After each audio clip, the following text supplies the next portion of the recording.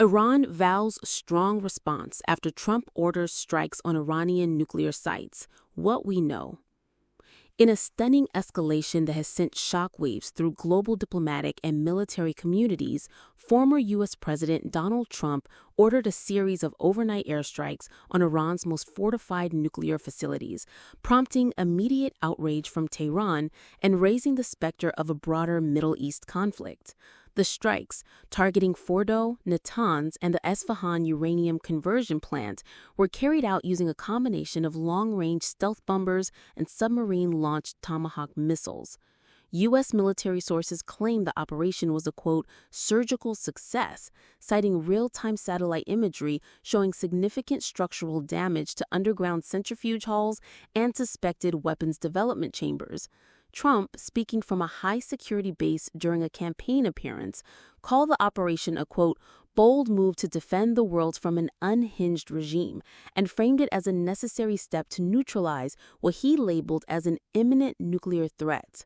But Iran, already under enormous economic strain and political pressure from years of sanctions and domestic unrest, responded with fury. Within hours of the strikes, Iran's Supreme National Security Council convened an emergency session and issued a defiant statement declaring that all diplomatic protocols have been rendered meaningless and that the United States will be made to regret its reckless aggression. Iranian officials, including President Ibrahim Raisi and Foreign Minister Hossein Amir Abdollahian, condemned the attack as a blatant violation of international law and accused the U.S. of launching an undeclared act of war. In a televised address, Raisi vowed a strong, strategic, and calibrated response at a time and place of Iran's choosing, signaling that retaliation may be both military and asymmetric. Analysts feared this could mean cyber attacks on American infrastructure, proxy assaults on U.S. military installations in Iraq and Syria, or even a full-scale missile barrage targeting American bases or allies in the region, such as Israel, the UAE, or Saudi Arabia. Already, Iranian-backed militias in Iraq and Lebanon have been placed on high alert, and Hezbollah has declared its full support for any and all responses necessary.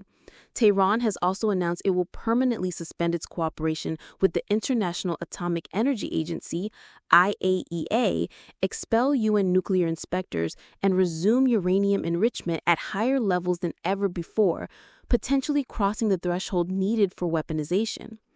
The international reaction has been swift and divided. The United Nations Security Council calls an emergency closed-door session, with Russia and China denouncing the U.S. action as provocative and destabilizing, while European allies express deep concern about the absence of diplomatic coordination.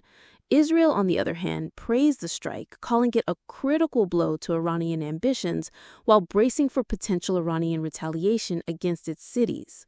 Back in Washington, political reactions were mixed. While Trump supporters hailed the move as a demonstration of American strength, critics, both Democratic and some Republican, warned that bypassing Congress and launching a unilateral attack could spiral into a full-blown war.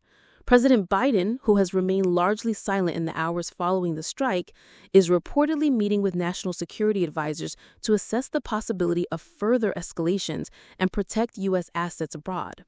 Cybersecurity agencies have already issued alerts bracing for retaliatory cyber operations targeting American power grids, banking systems, and defense infrastructure.